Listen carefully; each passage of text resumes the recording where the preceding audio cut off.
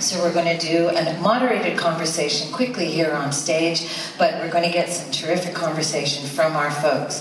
So please join me in welcoming, as I turn around and graciously move, Linus Roach.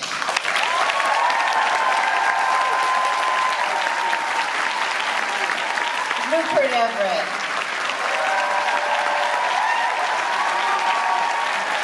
Gina McKee.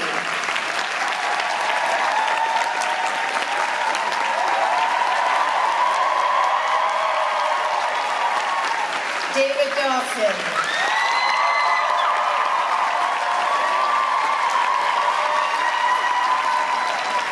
Harry Styles. Corrin, and director Michael Grandage. Congratulations to you all on a fantastic film. Thank you so much.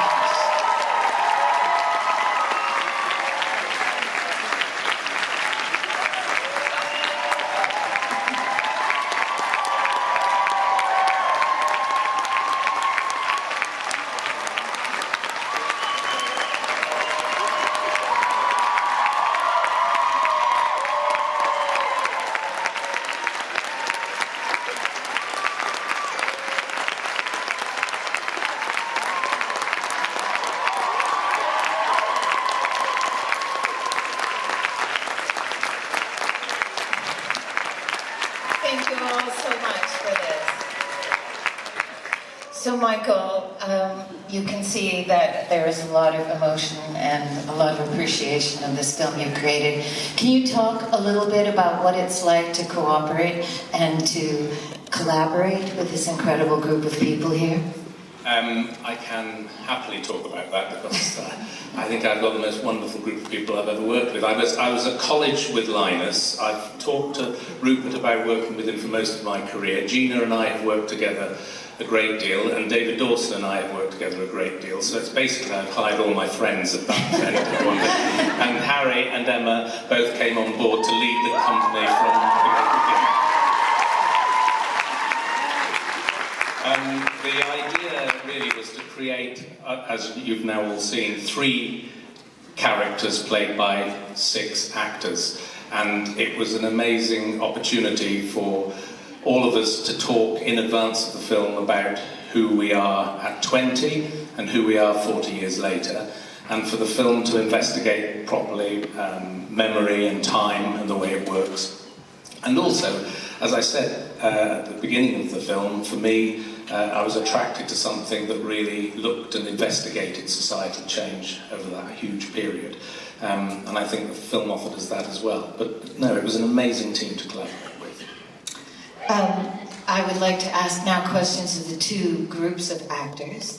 The 1950s, as I think of you in the 1990s. So for Emma, Harry, and David, this is a story about friendship between 3 people. How did you bond together as actors, as friends, to make that seem authentic on screen? Any of you?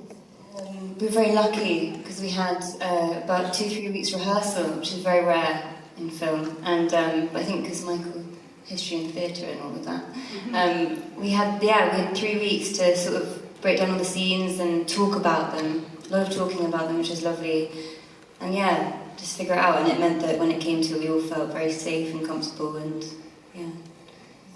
Yeah, I think I can speak from my experience. I felt very lucky to get to work with David and Emma. I think when you have the opportunity to work with people that you just feel good being around. They're both wonderful people to be around.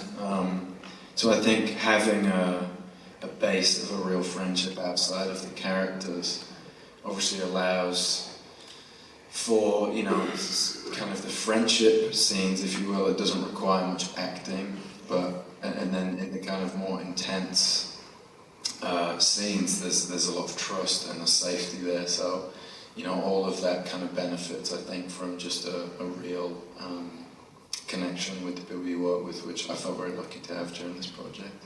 Okay. Early on, I think we promised each other that we'd look after each other through the process, and I think that's what made this a special team to be a part of. Yeah. And to our 1990s. Can you speak a little bit, each of you, about what informed your performances, and how did you prepare to play the older versions of these people? The 1950 sequences were largely shot first, and so we were very lucky to be able to view some of the material. I think each of us got about 3 or 4 scenes of our counterparts that we could watch, study, use if that was useful. But our conduit was Michael, and he coordinated the 2 eras, so that was really helpful. And Michael kind of liberated us as well, because he made a very good point that you're not the same person you are 40 years later. So in a way, it didn't have to be the exact mirror of your counterpart. You know, Harry, for me, was the young man with all of his future ahead of him, and all that possibility and colour and potential. And then I'm the man frozen in time, who's living with that heartache and heartbreak. And so you just contemplated that dimension, but again, Michael is the one that brought us into the same worlds. Even though there were 2 very distinct periods and worlds, it was one universe that we were all in, and Michael's responsible for the orchestration of that. And I suppose for me, in one sense, I was playing someone who'd had a stroke, which is something I haven't had, yet. So it was it was a kind of act of imagination as well, on top of feeling that I think fairly different from David. I think so much had happened in Patrick's life after the film finishes, really, that kind of drags the rest of his life towards his stroke in a way, I suppose. Right. Well, I know it's